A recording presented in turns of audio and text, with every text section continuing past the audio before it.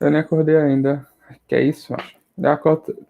Eu funciono assim, se eu me acordar uma semana, todo dia 6h30, é, desculpa, se durante 3 dias eu me acordar 6h30, a partir do quarto dia eu acordo 6h30. Agora, se eu acordar 3 dias, 10 da manhã, a partir do quarto dia, eu não consigo acordar 6h30. Então, por exemplo, agora eu tô numa vibe de 6h30 da manhã. 6h30, 7 horas eu tô de pé. Só que aí entra no fim de semana. Aí sábado dorme um pouquinho, domingo dorme um pouquinho, segunda-feira já zoou o rolê. Bom, vou lá, vou repetir. Infelizmente, devido à quantidade de coisas extras que apareceram no decorrer desse semestre, como concurso, como evento que eu tive que fazer parte da organização, bancas que eu tive que participar, infelizmente isso acabou demandando mais tempo do que o esperado. E por conta disso, a gente acabou dando uma atrasada na disciplina, mas assim, eu tinha na minha cabeça que a gente tinha meses à frente ainda para poder organizar tudo. E infelizmente a gente não tem meses à frente aí para organizar tudo. A gente só tem mais 6 aulas contando com essa. E aí a gente tem a data da última prova e uma semana para fazer as avaliações finais. Bom, então vamos lá. Como eu já fiz uma prova com vocês, eu não gostaria de fazer só mais uma. Porque eu acho que o número 2, apesar de demandar menos trabalho para mim como professor, certo? Eu acho que ele não é bom para vocês, alunos. Por quê? Porque 2 provas é mais difícil recuperar a nota caso você tenha ido mal na primeira prova.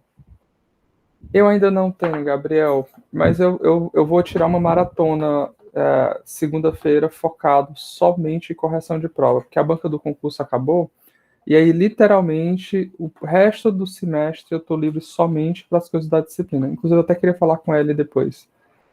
Ele me lembra depois, que agora a gente pode conversar com mais calma. Bom, então assim, eu tenho o restante do semestre praticamente 100% liberado para disciplina. E segunda-feira eu vou dar um foco, uma maratona. Eu espero que, não sei se eu vou conseguir entregar as notas da disciplina de vocês, mas eu pretendo entregar as notas pelo menos de Cana da primeira prova e de álgebra linear da primeira prova, que é segunda-feira ainda. Na segunda-feira da semana conseguinte, eu pretendo entregar a de vocês. É assim que eu estou me planejando, tirar a segunda-feira só para isso. Bom, voltando. Então, assim, eu pensei, e aí eu quero que vocês me deem a opinião de quem está aqui presente. A gente faz então a primeira prova sobre essas 2 sessões: florestas, árvores, conexões, conexão forte. E a terceira prova e última, a gente deixa para falar sobre esses 3 tópicos abaixo. Eu vou pular um pouquinho, eu vou comentar por cima essa sessão, mas eu não devo me ater muito. A parte de coloração, emparelhamento e árvores geradoras mínimas. Apesar de estar parecendo que eu vou deixar mais assunto para a última prova, esses 2 assuntos, eles são assuntos mais voltados a apresentar um problema que vocês têm que reconhecer quando vocês estão trabalhando com algoritmos em grafos. As abordagens algorítmicas que nós vamos ver desses problemas são abordagens heurísticas.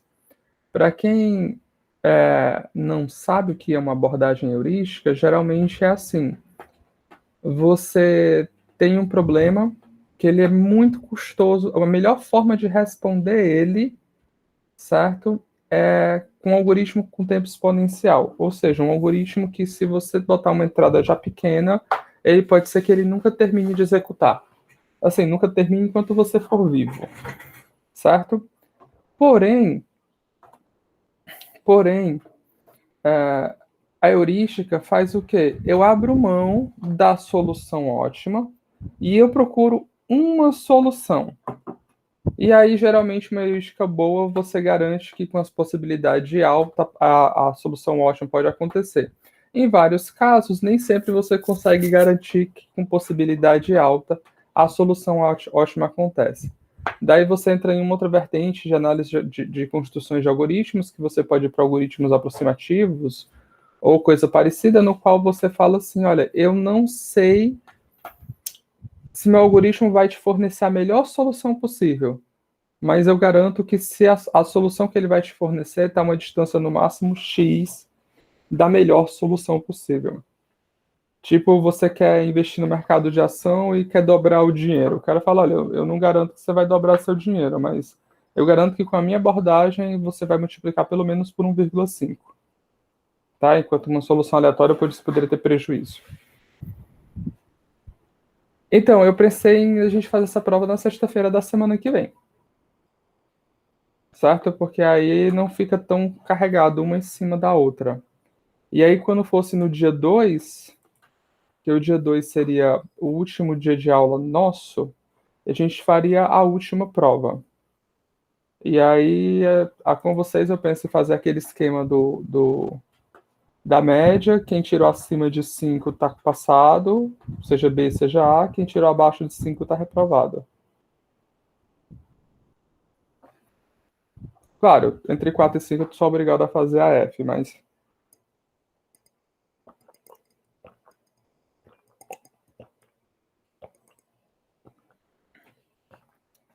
Todo mundo de acordo? Sexta-feira que vem prova?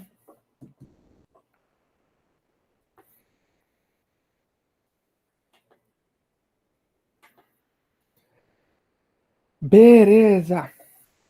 Então, bom, apertei no slide no lugar errado. Então vamos começar a aula de hoje. A aula de hoje eu vou tocar só a ideia do algoritmo de Tarjan. Eu vou deixar vocês complementarem a ideia. Opa, peraí. Aí quando vai ser essa prova de florestas? Ah, tá. Não, eu que mexi no negócio, tá. Esse algoritmo é o que cai na prova, né? O algoritmo de hoje, Tarjan, ou o algoritmo o qual você está falando?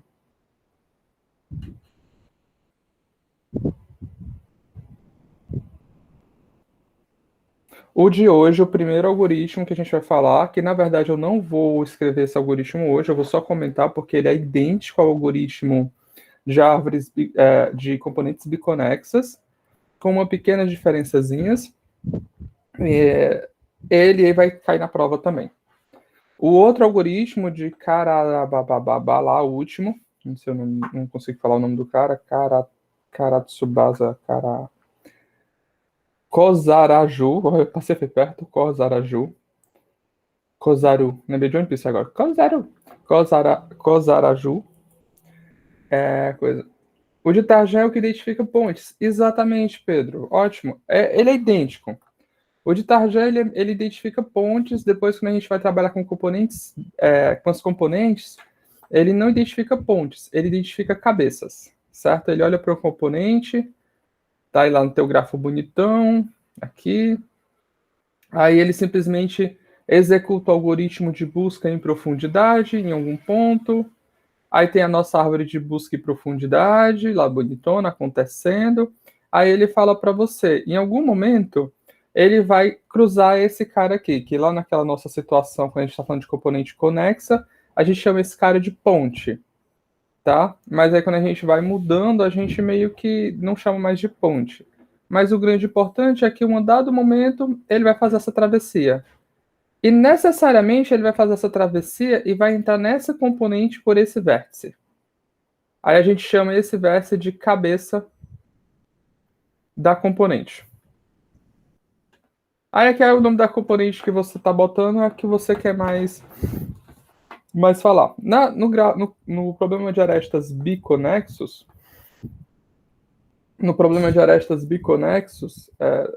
dos grafos vértices biconexos, arestas biconexos, a gente define esse cara aqui como sendo a componente aresta biconexa e esse vértice como sendo o primeiro. Bom, agora a gente está falando de arestas, de componentes fortemente conexas. Então, da mesma forma, esse cara daqui, ele é o primeiro vértice quando a gente passa por esse arco aqui, certo? Porque vocês lembram qual a definição de um grafo ser fortemente conexo? Um grafo orientado é fortemente conexo?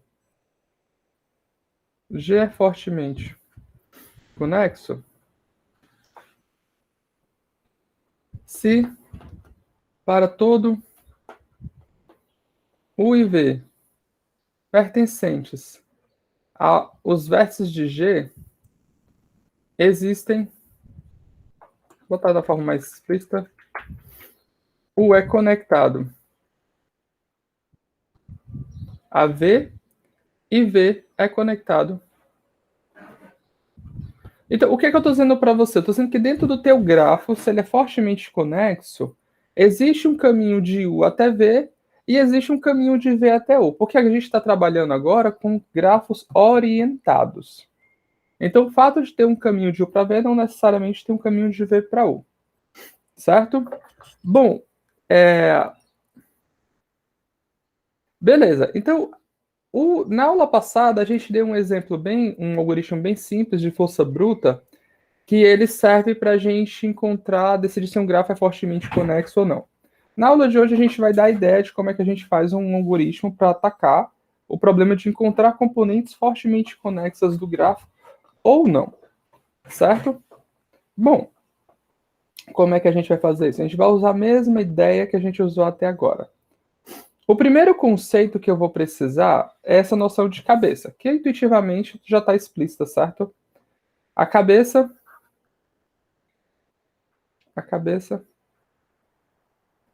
de uma componente fortemente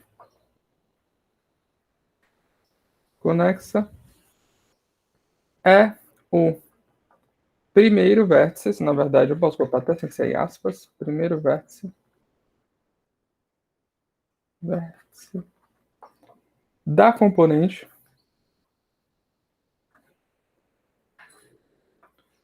visitado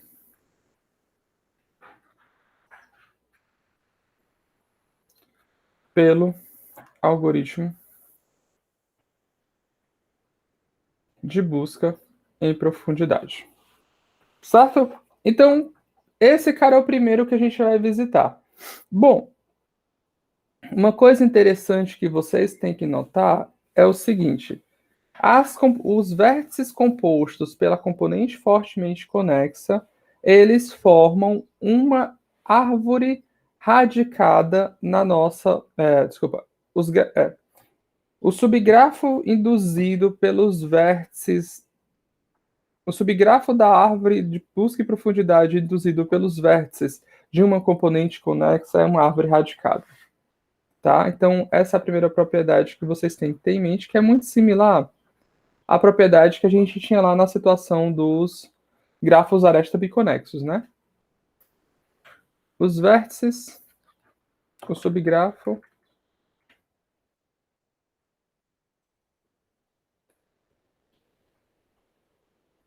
da árvore,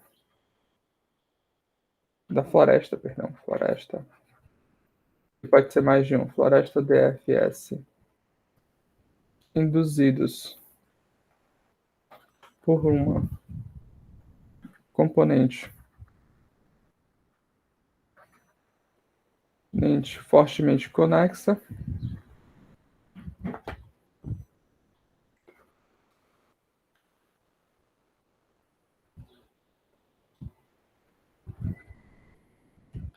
Isso aqui é muito óbvio, né?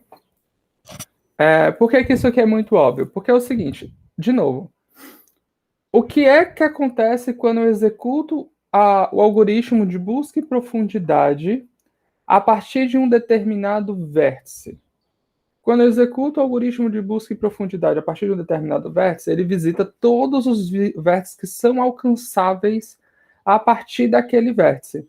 Se eu olhar somente para os vértices de uma componente fortemente conexa, certo? Então, todos os vértices dali são visitados são visitados diretamente pela busca em profundidade. Aí você pode perguntar, professor, o senhor está falando que é o subgrafo induzido. Por que isso aqui não pode acontecer? Por que eu não posso ter a seguinte situação? Eu comecei a execução do nosso algoritmo, fui montando a minha floresta, beleza, suponho que isso aqui, a minha componente fortemente conexa, contém esse vértice. Daí eu digo para você, não, mas aí você saiu, veio para cá, veio para cá, veio para cá, daí você veio para cá, e aí você veio para cá. Pronto. E eu digo para você, os vértices da tua componente fortemente conexa são esses daqui. Só que se eu pegar o subgrafo induzido, eu tenho o quê? Não é uma árvore radicada. É uma floresta. Pergunta, isso pode acontecer? Se não, por que é que isso não pode acontecer?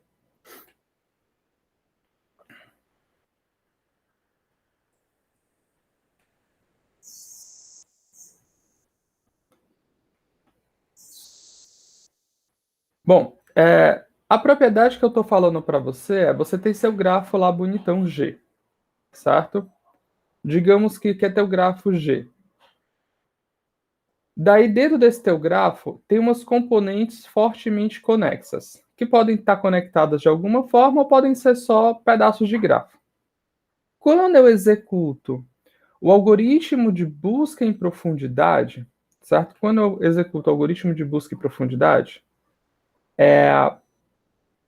ele vai devolver para a gente uma floresta, certo? Uma floresta radicada. A gente já sabe disso, já cansou disso, que isso vai acontecer 1000 vezes. Tá? Então ele devolve, ele está aqui, ele vai devolver uma floresta para nós. Daí eu olho para você e falo o seguinte: se tu pegar só os vértices que compõem qualquer componente conexa e olhar para eles aqui dentro, o grafo que vai aparecer aqui dentro da árvore, naqueles vértices, é uma árvore radicada. Ou seja, esse cara aqui, ele forma uma árvore radicada. Esse cara aqui, ele forma uma árvore radicada. Esse cara aqui, ele forma uma árvore radicada. Bom, a gente acha que isso é verdade. Vamos pensar uma situação na qual isso seria mentira. O que seria uma situação que isso seria mentira?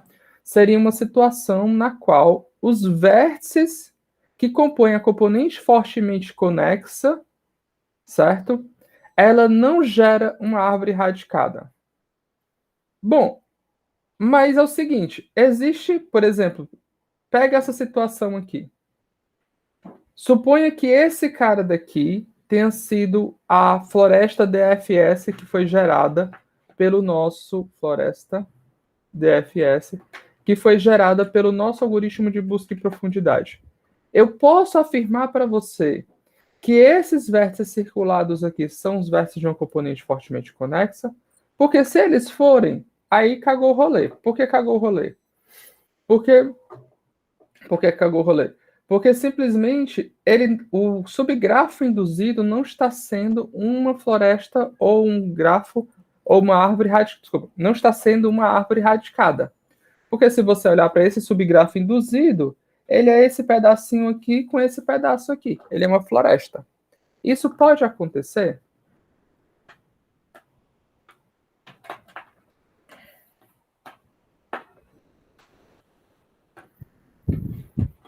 Então, não pode, de fato, porque qual é a definição?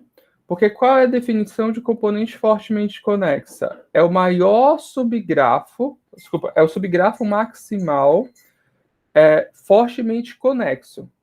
Beleza, vamos olhar para esse vértice aqui. Esse vértice aqui tem um caminho dele para ele. Beleza? Bom, será que eu acho um caminho desse vértice para esse cara aqui? Bom, vamos olhar. Eu venho para cá, venho para cá, venho para cá, venho para cá. Mas olha só, eu falei que esse vértice fazia parte da componente conexa, do grafo original, fortemente conexa. Então, de alguma forma, existe um caminho desse vértice para cá. Então, esse vértice aqui, esse cara vai até ele e ele tem um caminho até esse aqui. Então, esse vértice aqui, se eu incluir ele nesse componente fortemente conexa, eu obtive uma nova componente fortemente conexa que é maior do que a anterior. Isso é um absurdo. Logo, esse vértice tinha que estar ali. Então, minha componente fortemente conexa, na verdade, é assim. Bom, mas eu posso usar o mesmo raciocínio para esse cara aqui. E eu posso usar o mesmo raciocínio para esse cara aqui. Pronto, agora a gente tem que a componente fortemente conexa contém todos os vértices da árvore radicada. Logo, se você olhar se você olhar todos os vértices da componente fortemente conexa, eles formam uma árvore radicada dentro da floresta DFS. Uma outra coisa que a gente observa com essa argumentação que eu fiz é a seguinte: se existe um caminho entre esse vértice, e eles fazem parte da mesma componente fortemente conexa, então todos os vértices que estão nesse caminho também fazem parte da mesma componente fortemente conexa. Certo? O que eu quero dizer? Se existe um caminho, certo? Por exemplo, desse vértice a esse, digamos assim,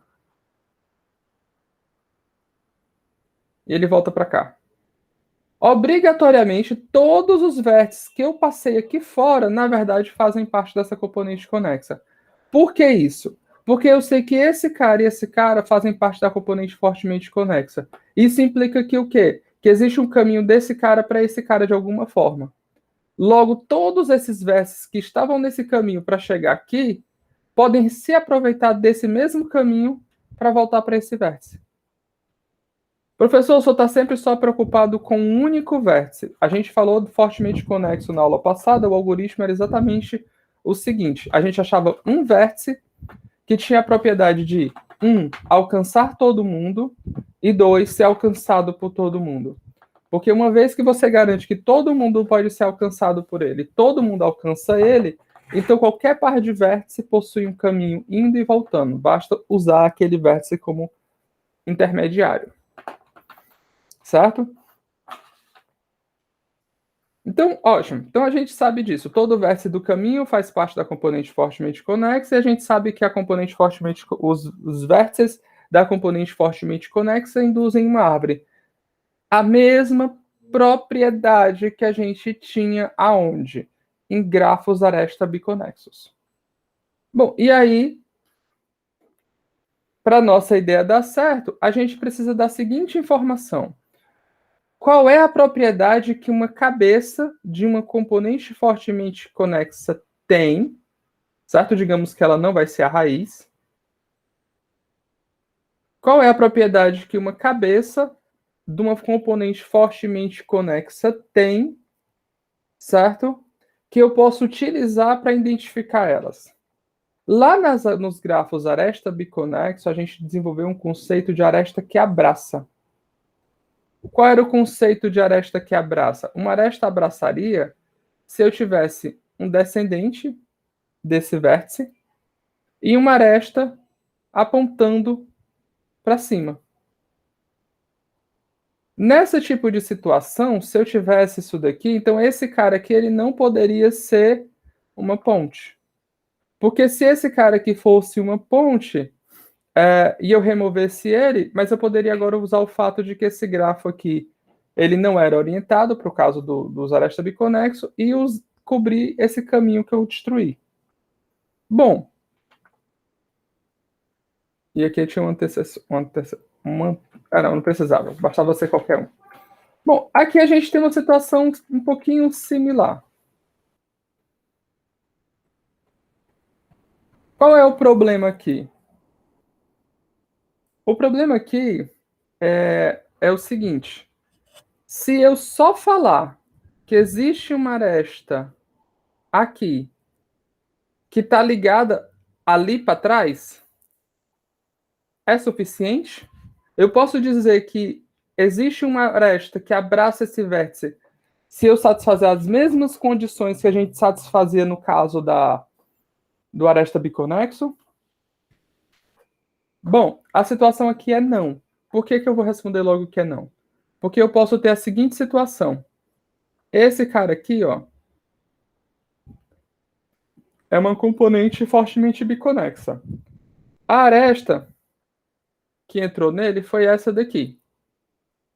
Certo? E eu quero falar para você que esse cara aqui é uma cabeça. Aí você fala, então não existe, por exemplo, só para ficar mais bonitinho. Aí você fala, ó, então não pode existir uma aresta que esteja ligando um vértice daqui de baixo para um vértice aqui de cima. Verdade, se tiver essa aresta aqui, ó, esse cara aqui todo é fortemente conexo. Se tiver essa aresta aqui, ó, esse cara aqui tudo é fortemente conexo. Bom, e agora? Qual o problema então, professor? O problema é que eu não falei para você que esses caras aqui são todos os vértices do grafo. Eu posso até não ter, aresta daqui para cá, mas eu posso ter uma aresta assim. E esse cara já ter sido visitado. E aí? E aí que essa aresta para trás que eu já visitei, ela não atrapalha em absolutamente nada. Certo? Por quê? Porque o fato dela existir não implica que esse cara aqui não é mais um componente fortemente conexo.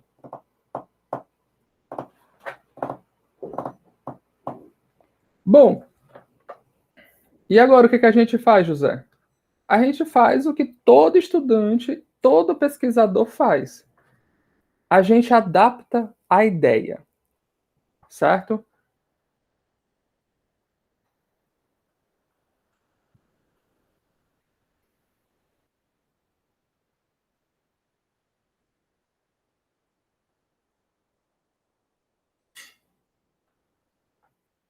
Se,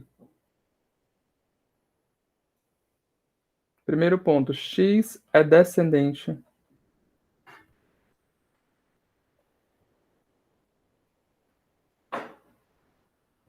se x é descendente de v, certo? E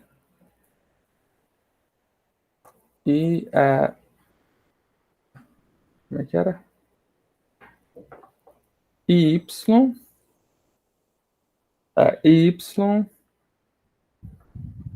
não é diz que seja descendente.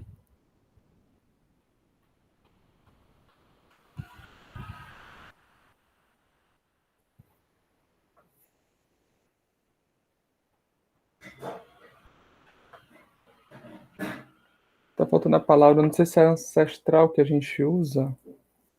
Deixa eu olhar como é que ele usou aqui. Acho que é ancestral que ele usa.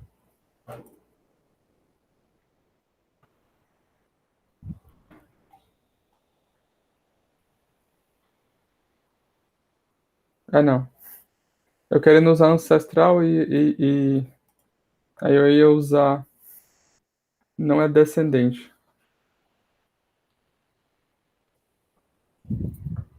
Vai entender o que é que eu fiz confusão na minha cabeça. Que ele botar ancestral aqui, mas não é ancestral, não é descendente.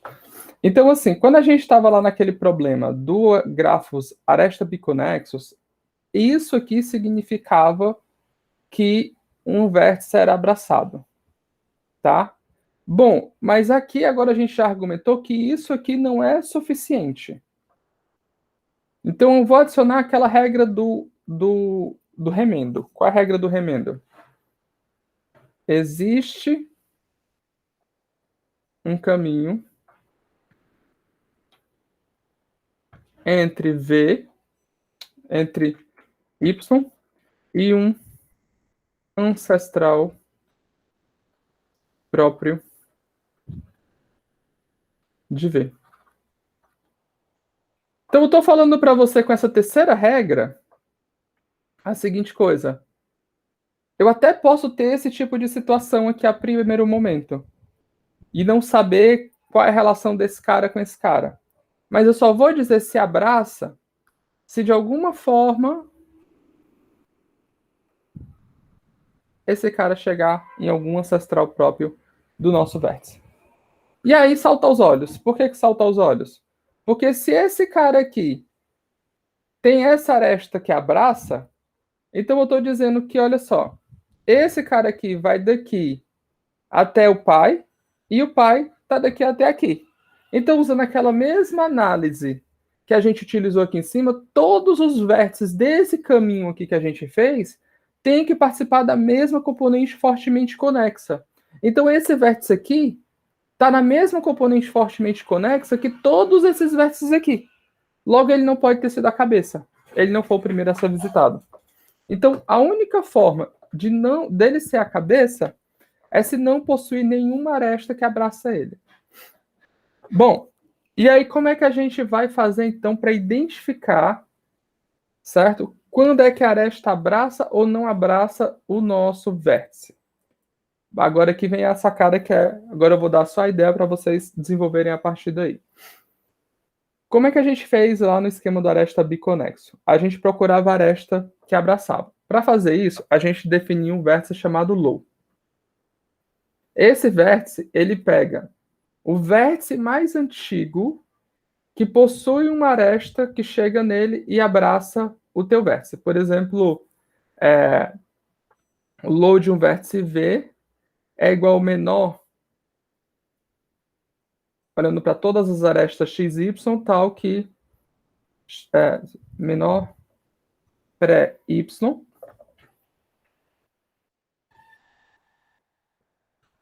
ao que xy abraça V. Então você olha para todas as arestas que abraçam o vértice V, você pega aquele que tem uma aresta que chega nele, um arco que chega nele mais antigo, certo? E aí eu argumento para você. Se eu definir um negócio dessa forma, posso até fazer assim para ficar mais formal.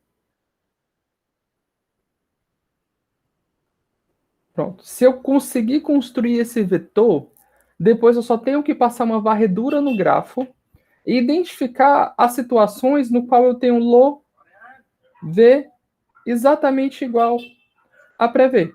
Porque se isso daqui acontecer, é porque não tem nenhuma aresta que abraça aquele cara. Se não tem nenhuma aresta que abraça aquele cara, então ele é cabeça de uma componente fortemente conexa. Daí só tenho que pegar a árvore, certo? A árvore radicada gerada para aqueles caras. E aí tem uma coisa muito importante. Você tem que pegar na ordem correta. Que é a mesma coisa que a gente fez na árvore biconexa. A gente pega das últimas árvores que foram geradas até as primeiras árvores que foram geradas. Tá bom? E aí a gente usa a pré-ordem. E aí como é que a gente calcula esse cara? Da mesma forma... É por isso que eu disse que eu ia deixar. Da mesma forma que a gente fez lá no problema de componentes aresta biconexo. A gente olha para os filhos e pergunta, bom, a seguinte situação é verdade. Ou alguma aresta que sai do filho do vértice V abraça também o vértice V, ou alguma aresta que sai do próprio vértice V também abraça o vértice V.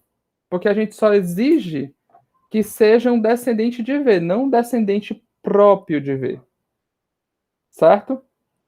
Então a gente olha ou as arestas que saem de algum filho ou as arestas que saem do próprio vértice V. E aí eu deixo vocês brincarem com essa última condição, que é só uma condição formalizada matemática, para perguntarem. Quem não conseguir entender, na próxima aula pode estar me perguntando, eu tiro dúvidas. Mas eu sugiro que você... Ou na próxima semana, na quinta-feira. Mas eu sugiro que vocês pensem. Daí para frente, o algoritmo é o mesmo. A única coisa que tem de diferente é isso daqui. Professor, mas e por que é tão parecido? Vamos fazer uma discussãozinha final. Por que é tão parecido? Porque o problema de arestas biconexo, ele trabalha em cima de grafos no qual todo vértice, certo? Todo par de vértice, desculpa, toda aresta pertence a um circuito. Então, se eu tenho essa aresta num grafo aresta biconexo, ele faz parte de um circuito. Porque se ele não fizesse parte de um circuito, quando eu matasse essa aresta, eu desconectaria esse vértice desse. Mas eu estou falando que nosso grafo é aresta biconexo. Então ele faz parte de um circuito. Se você olhar a mesma situação, quando você fala em fortemente conexo, estruturalmente falando, acontece. Eu não sei a ordem que vai ser as arestas, se vai ser no contrário ou para cá. Mas se existe uma aresta lá, ela faz parte de um ciclo. Como? Se está aqui, ou esse cara volta, que é permitido, ou vai existir um cara, um caminho, que vai fazer isso.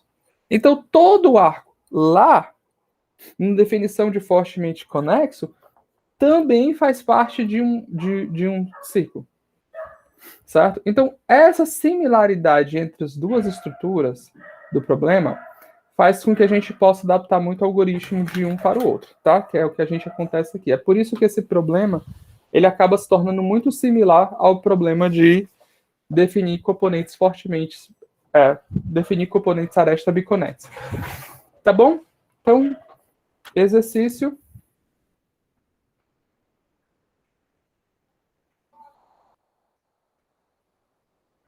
Usando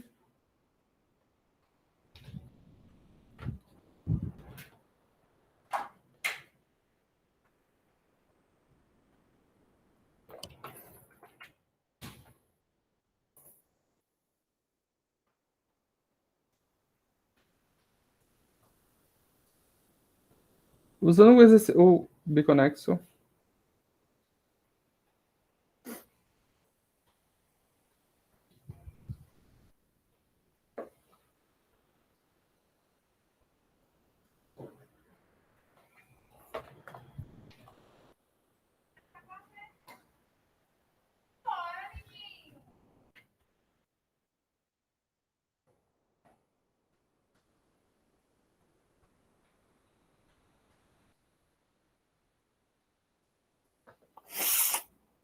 Certo? A mesma coisa. Beleza? Então, o conteúdo da próxima prova é só até aí. Tá? Alguma dúvida?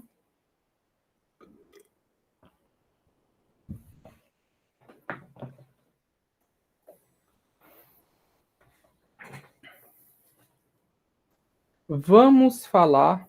Tá processando. Tá.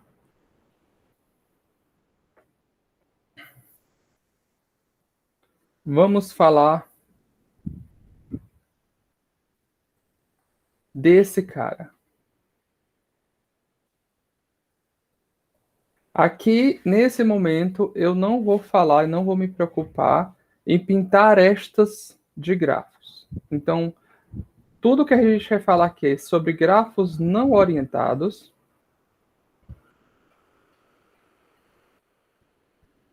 E a coloração será em vértices.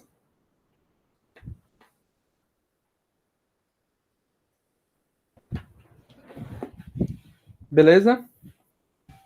Tudo que a gente vai falar aqui é sobre grafos não orientados e as colorações serão em vértices. Eu vou pintar os vértices do grafo.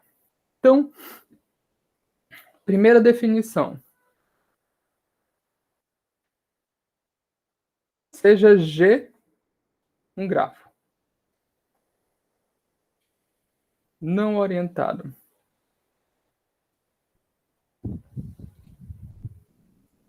Certo?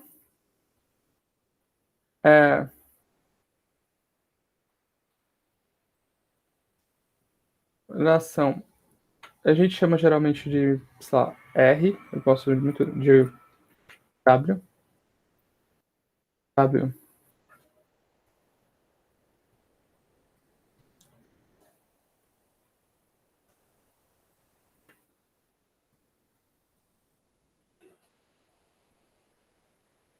Função W de C nos vértices de G.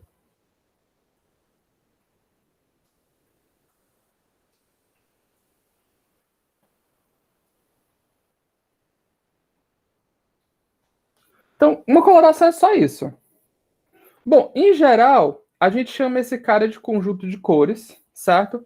Mas, bom, ao invés de eu estar falando assim, vermelho, azul, verde, amarelo, roxo, lilás, pink, rosa claro, rosa neon, verde água, verde musgo, azul bebê, branco, preto, cinza claro, cor de jumento quando foge. Em vez de eu estar criando cores para sair falando para vocês toda vez que a gente precisar falar de mais cores, em geral, a gente assume que o conjunto de cores ele é nada mais do que um conjunto de números, certo? Nesse caso, a gente já falou dessa notação. Esse é o conjunto de 1 até R.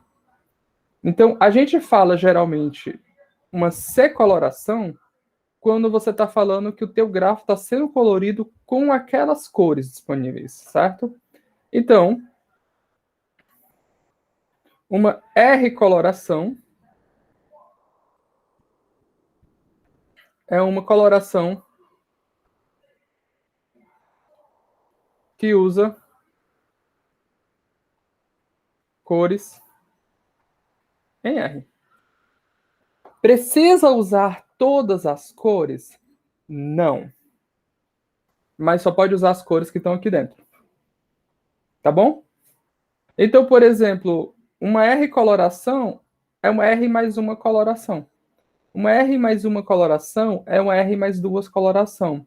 Uma coloração que usa as cores dos arco-íris é uma coloração, sei lá, que usa RGB, se você acreditar que dá para fazer. Por exemplo, o meu ruim, tentei inventar de última hora. Mas vocês entenderam. O fato de eu expandir a quantidade de cores disponível para você não afeta a sua coloração. Então, continua sendo válida para quando você expandir. Tá bom? Bom, então, obviamente, o problema de coloração é um problema bem aplicável. Todo mundo... desculpa. O problema de pintar é um problema bem simples, a primeiro momento, que é simplesmente o quê? Pega o teu grafo, pinta os vértices e acabou. Até agora a gente não tem nenhuma restrição. Quando é que as restrições começam a aparecer? É muito simples. As restrições começam a aparecer quando você começa a impor restrições em como você pode pintar esses caras. Certo? Por exemplo, suponha que queremos armazenar, sei lá, 5 substâncias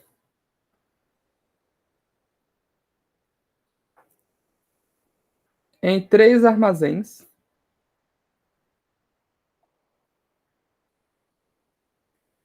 tal que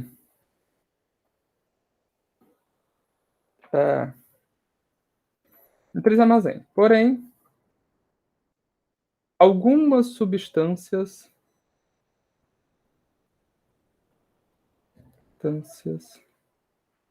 não podem ficar no mesmo armazém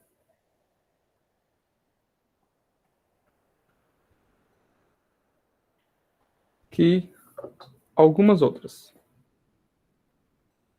Então, o que é que eu estou falando para você, substâncias? O que é que eu estou falando para você? Eu estou falando que você simplesmente tem 5 substâncias, e eles não podem ficar se você quer armazenar em 3 armazéns, mas por razões de segurança, algumas substâncias não podem ficar no mesmo armazém que outras determinadas. Um exemplo esdrúxulo que você pode pensar é uma versão mais simplificada, na verdade, você tem uma certa quantidade de mercadoria que você comprou no supermercado e você tem uma certa quantidade de sacolas. Você quer botar as mercadorias nas sacolas, respeitando a seguinte situação: certos produtos não podem ficar na mesma sacola que outros. Por exemplo, põe água sanitária como fruta. Vai para casa, demora para chegar em casa. Você chegar em casa, a tua fruta tá com gosto de água sanitária, que aquele bicho, ele sai de dentro ele vaza da garrafa de plástico, mesmo a garrafa sendo vedada. Então, por exemplo, o produto de limpeza você não bota junto com comida. Então tem essas restrições. Então eles não podem estar na mesma sacola. Aí eu estou falando de substâncias. Bom, como é que eu posso modelar esse problema? Simples. Eu posso pensar que cada um dessas substâncias forma um vértice do nosso grafo. E aí eu tenho as restrições. Aí eu faço o quê? Eu coloco arestas para simbolizar a restrição. Esse cara aqui não pode estar no mesmo lugar que esse, por exemplo. Ah, professor, onde é que está dizendo isso? Eu estou inventando. Estaria no corpo do problema. Tá? Esse cara aqui não pode estar no mesmo lugar que esse. Esse cara aqui não pode estar no mesmo lugar que esse. Esse cara aqui não pode estar no mesmo lugar que esse. Esse cara aqui não pode estar no mesmo lugar que esse. Pronto, acabou. Agora eu tenho 3 armazéns para colocar essas substâncias. Armazém 1, armazém 2, armazém 3. Certo?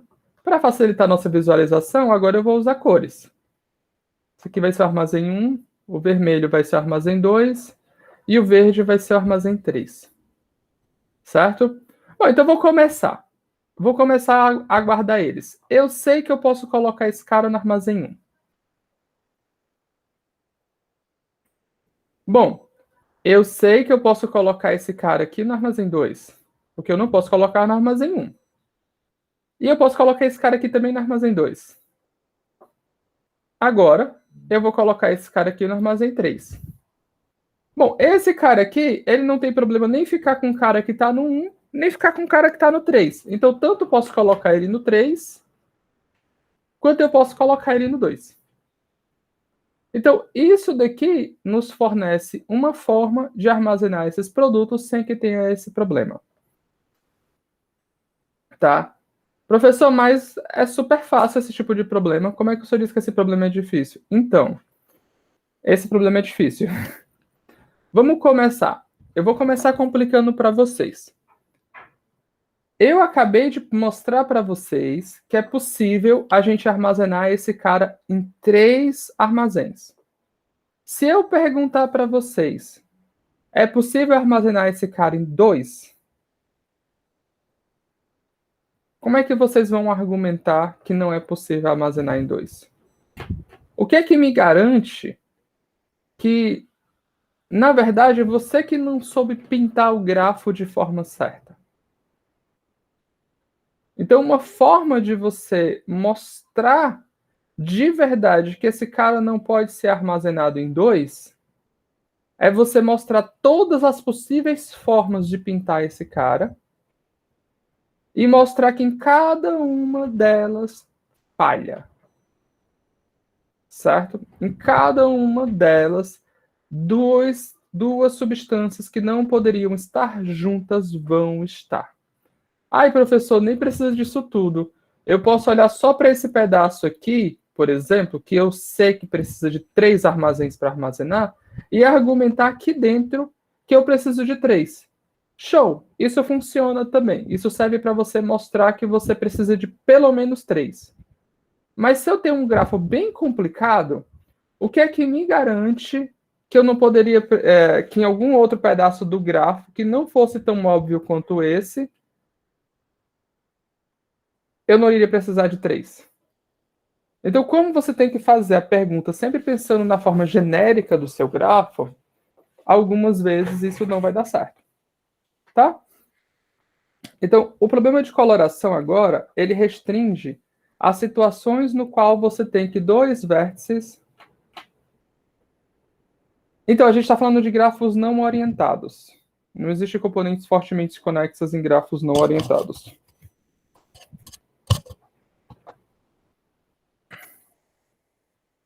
Grafos orientados possuem componentes fortemente conexos. Eu só está falando de componente aresta biconexa.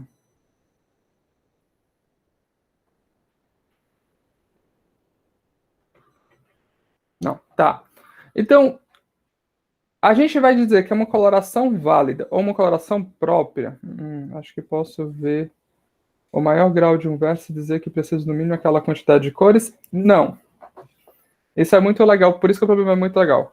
Por exemplo, Pedro, deixa eu só formalizar aqui o problema para a gente deixar claro que a gente está trabalhando com esse problema, tá? Aí eu volto nessa tudo no teu exemplo. Uma coloração é dita própria. Eu estou chamando de própria, mas no texto que a gente está adotando, ele chama de coloração válida. Mas acho que é válida, é uma coloração válida. Mas eu conheço própria ser um termo bem mais comum. Eu vou usar própria, tá? Mas ele fala válida lá. E a mesma coisa. Uma coloração é dita própria ou válida se para todo o IV, ou seja, toda aresta do teu grafo G, temos a coloração de U, parece mais um V, coloração de U, for diferente da coloração do teu vértice V. Certo? Então a gente diz que a coloração é própria se eu não tenho 2 vértices que são vizinhos e possuem a mesma cor. Tá? Bom, obviamente, a gente acabou de argumentar que esse cara não dá para pintar usando 2 cores. Então eu preciso de pelo menos 3. Certo? o número cromático,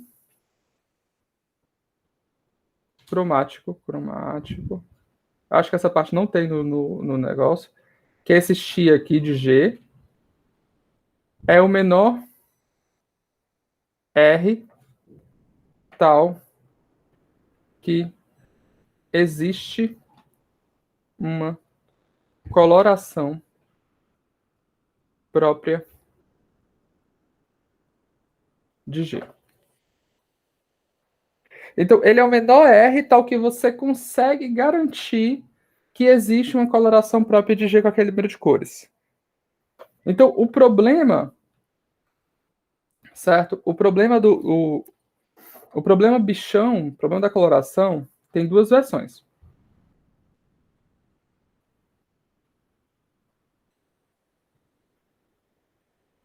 A primeira versão dele é fixado um R maior que zero, decidir em um grafo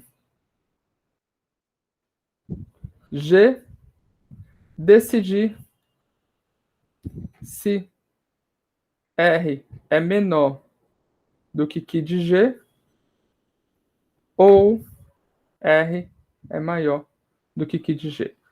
Repara que isso daqui parece muito explícito, mas ele está falando, em outras palavras, é fixado um inteiro R, decidir se é possível pintar, se existe uma coloração própria de G com aquela quantidade de cores. Certo? Se existir, é porque o R é pelo menos que de G. Se não existir, é porque o teu R é menor do que o Q de G. Certo? E o segundo problema,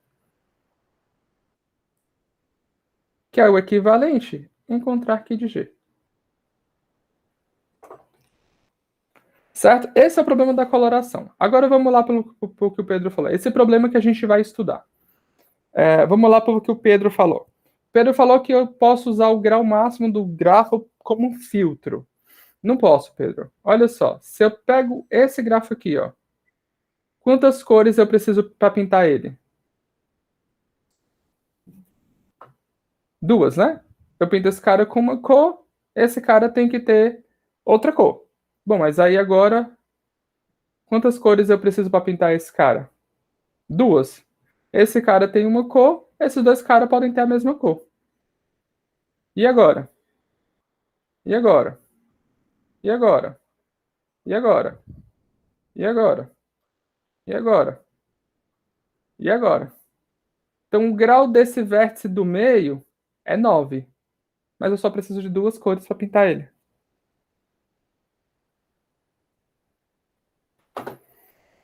Legal? Fui de F, exatamente. Pois é. Vamos ver um outro exemplo. Aí você fala, então vamos pensar em outra coisa. Bom, quantas cores eu preciso para pintar esse cara? Vamos tentar. Uma, duas, uma, duas. Opa, dá certo, 2 cores. Quantas cores eu preciso para pintar esse cara?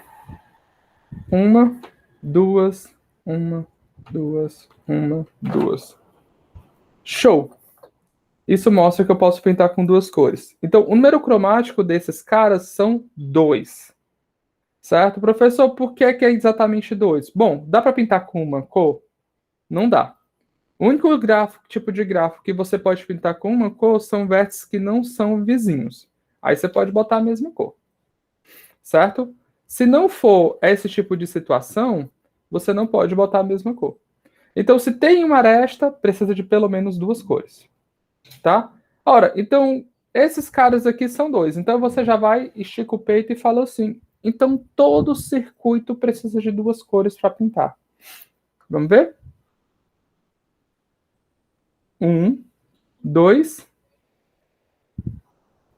Tem que ser 3. Não dá para pintar esse circuito com 2 cores. Por quê? Porque esse vértice é vizinho a esses dois. E esse vértice é vizinho a esses dois. Então, se eu pintar esse cara com uma cor, automaticamente eu proíbo essa mesma cor aqui e aqui. Se eu pintar esse cara com outra cor, eu proíbo também essa cor aqui.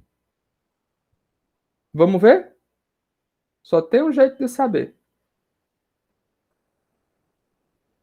1, 2, 1, 2. E aí? Precisa de 3. Bom, será que isso aqui é sempre verdade? Ou eu que fui burro e não achei uma forma correta de pintar? De repente tem uma outra forma de pintar o circuito. De repente existe uma outra forma de pintar o circuito. E aí, como é que a gente faz isso? Como é que a gente tenta argumentar que precisa de 3?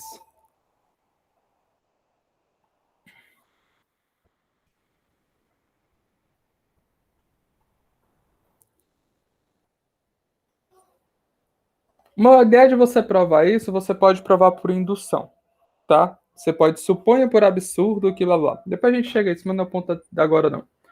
Bom, a verdade é, seja CN um circuito com N versos. A gente já sabe essa notação.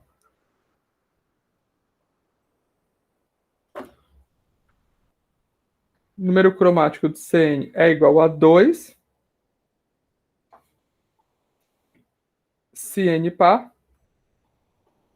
E número cromático de Cn é igual a 3 Cn ímpar.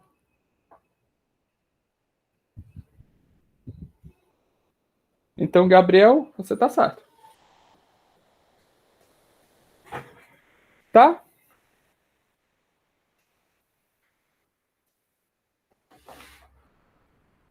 Então, assim, vocês podem sair testando. Circuitos de tamanho 7. Vai precisar de.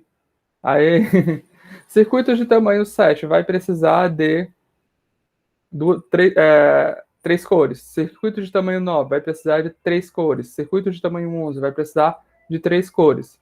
Então, os circuitos são grafos que só precisam de 2 ou 3 cores. Certo? Bom, deixa eu só confirmar uma coisa aqui, se eu não vou falar besteira, peraí.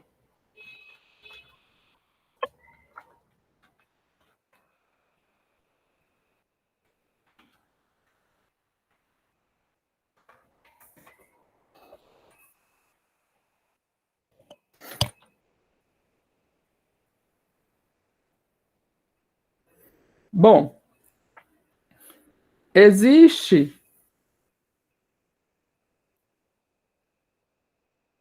Então, fortemente conexo é um grafo que é orientado. Essa questão da coloração, ele é. Essa questão da coloração, ele é. Como é que eu falo para você? Ele é em grafos não orientados. Tem uma versão em grafos orientados, mas a gente está falando de grafos não orientados. Se você está falando de grafos aresta biconexo, ou seja, que tem aquela mesma história, a gente já vai já falar. Aquela mesma história, o que acontece é o seguinte: todos os vértices. Desculpa, o que acontece é o seguinte: mesmo teu grafo sendo aresta biconexo, ele ainda pode ter um número cromático baixo, enquanto tem um grau alto. Um exemplo é o mesmo exemplo, certo? Vou pegar aqui esse cara. Só que aí eu faço o seguinte, ó. Eu pego esses vértices tudinho e ligo aqui, ó.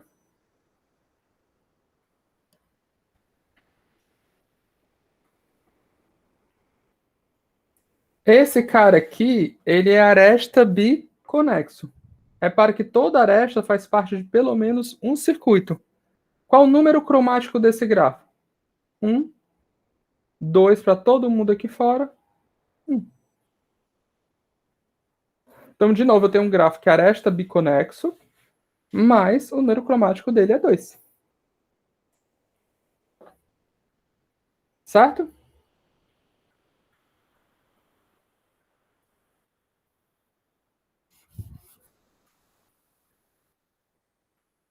Bom, se o grafo tiver todas as arestas, mas aí todo ciclo tem 4 vértices. E o que é que tem? A ideia foi essa, eu só quis trapacear e mostrar para você que existe um grafo que é aresta biconexo com um grau muito alto e que ainda só tem 2 cores. Certo? Bom, de fato, eu posso ter um grafo até onde todos os circuitos são pares.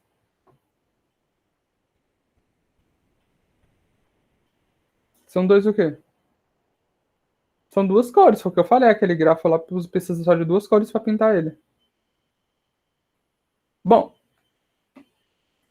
beleza. Então vamos lá. E se o grafo tiver todas as arestas, tá? Vocês lembram que Kn, isso aqui simboliza grafo completo com n vértices.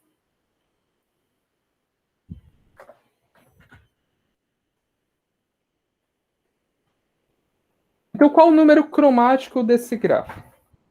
Bom, não é difícil entender o número cromático dele. Vamos analisar o K3.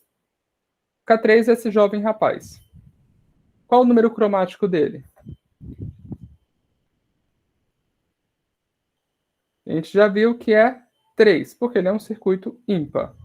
Beleza, vamos ver o K4.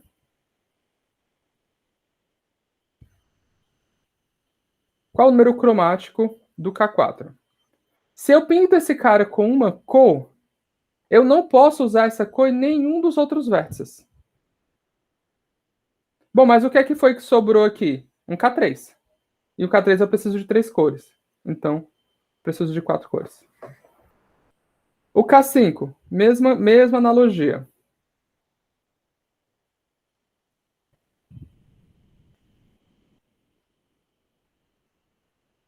O K5, se eu pinto esse vértice com uma cor, eu não posso usar essa cor em nenhum dos outros vértices do grafo. Mas o que é que sobra aqui embaixo? Um K4. Eu preciso de quantas cores para pintar o K4? 4. Então, e assim sucessivamente.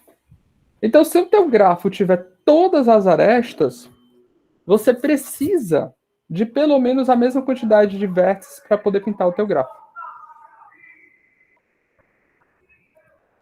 Certo? Bacana? Bom, beleza. Beleza. Então, vamos ver mais um exemplo de número cromático. O circuito, ele é um grafo que ele possui. O circuito, ele é um grafo que ele possui a propriedade de, tipo, ele pode ser arbitrariamente grande, mas ele é arbitrariamente, como é que eu falo para você? Ele é arbitrariamente. Um circuito ele é arbitrariamente grande e a gente precisa de arbitrariamente poucas cores. Só que ele é um grafo muito bem comportado. Será que a gente encontra outro tipo de grafo que é arbitrariamente grande, certo? E ainda assim precisa de poucas cores para pintar ele? A gente encontra. Quais são os grafos? Grafos K-partidos. Certo? Dizemos que um grafo é K-partido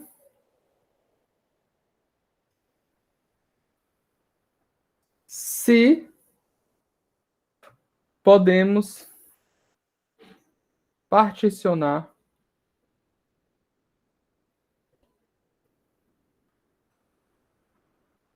vértices de G em K conjuntos disjuntos, nos quais o que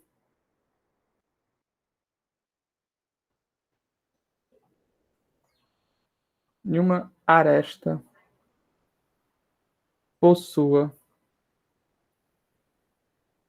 ambas extremidades no mesmo conjunto.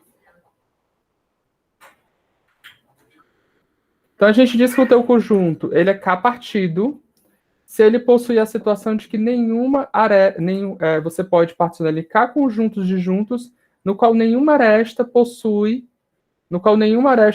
ambas as extremidades no mesmo conjunto. Por exemplo, seria você pensar em bolotinhas. Aqui dentro são seus vértices, não vai ter arestas aqui dentro, e toda aresta fica aqui, ó. Certo? Bom, esse grafo que eu desenhei aqui, ele pode ser pintado com duas cores. E, de fato, ele pode ser pintado com duas cores. Ele é um grafo bipartido, ou dois partido.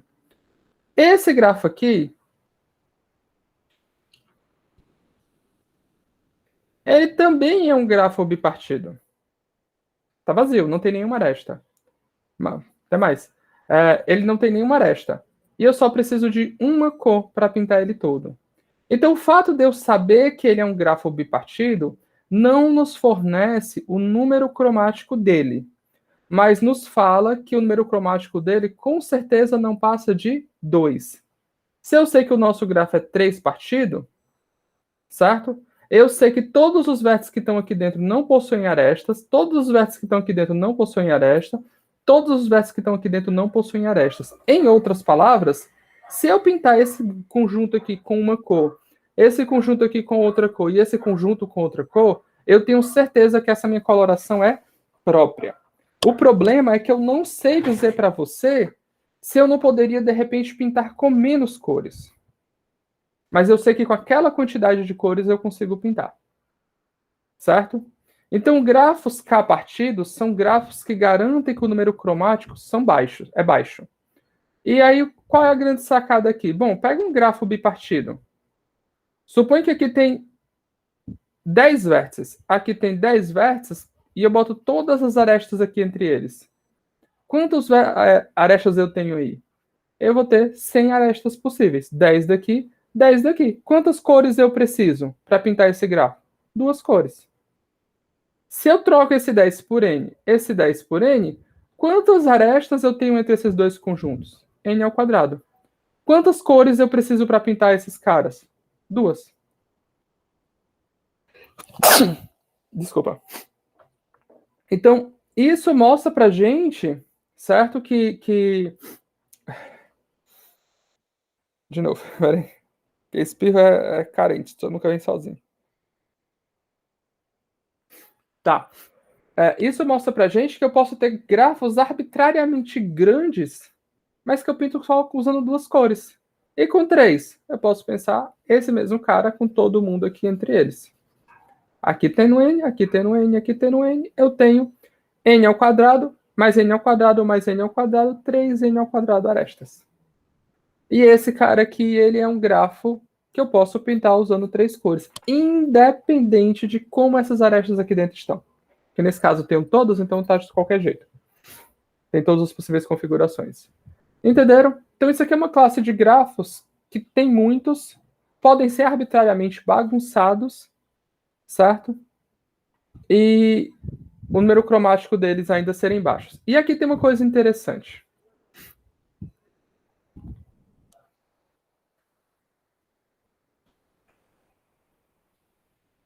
Aqui é propriedade.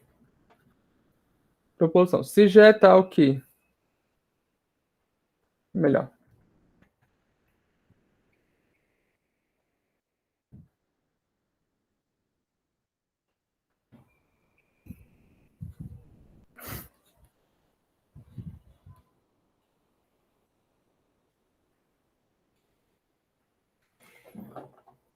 Todo grafo G é um número cromático partido. Como é que eu sei nisso? Muito simples. Eu pego qualquer grafo, por exemplo, vou pegar aquele grafo lá, o C5 aqui.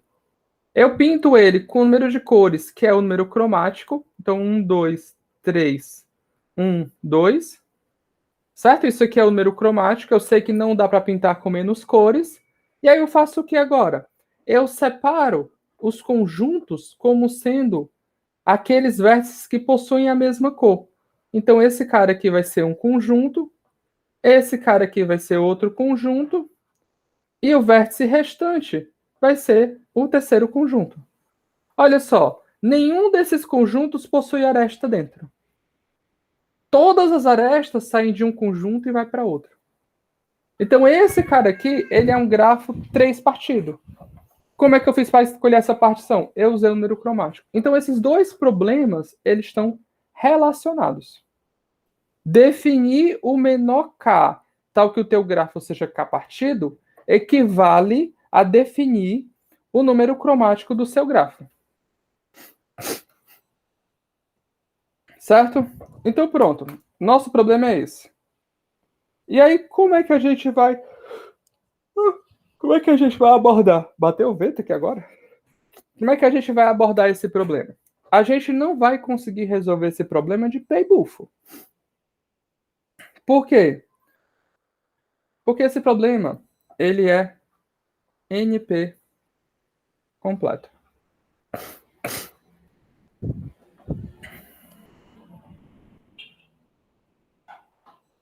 Não. Não pode ter. Porque se tu tem um subgrafo, porque tu pega uma partição, sei lá, vamos imaginar aqui uma 3-partição. Suponha que tu afirma que dentro desse conjunto tem um subgrafo que precisa de mais cores. Vamos olhar para onde é que estão os vértices desse grafo. Tem um pedaço aqui dentro, um pedaço aqui dentro e um pedaço aqui dentro. Bom, tu tá afirmando que tu precisa de 4 cores pelo menos para pintar esse cara. E eu vou te afirmar não, 3 é suficiente. Por quê? Dentro desse conjunto não tem nenhuma aresta. Como é que eu sei que não tem nenhuma aresta? Porque esse conjunto verde não tem nenhuma aresta. Dentro desse conjunto não tem nenhuma aresta, dentro desse conjunto não tem nenhuma aresta. Então, todos os vértices que estão aqui podem ter a mesma cor. Todos os vértices que estão aqui podem ter a mesma cor. Todos os vértices que estão aqui podem ter a mesma cor.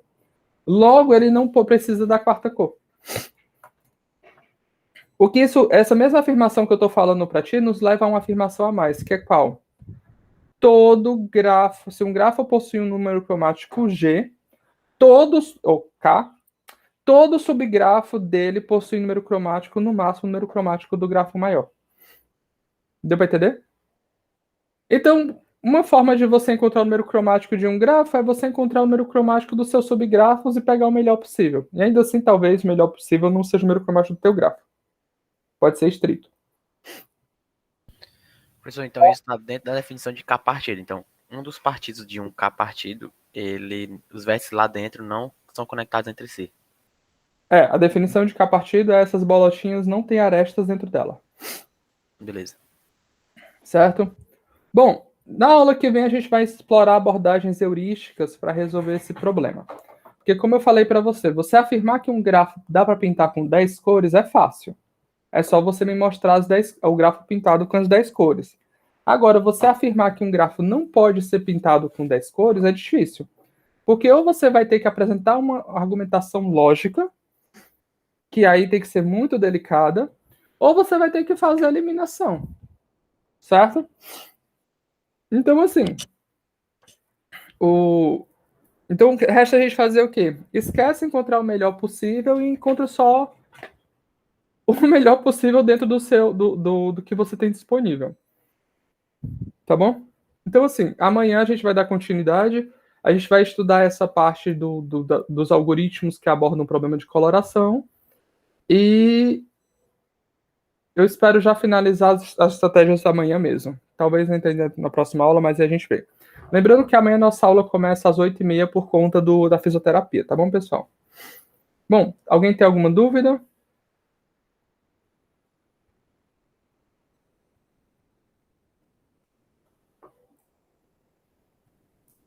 Bom, vou encerrar a gravação, então se ninguém tem alguma dúvida, a gente se vê amanhã. Lembrando que a gente está em prova semana que vem, até o conteúdo do algoritmo de Tarjan para componentes fortemente conexas.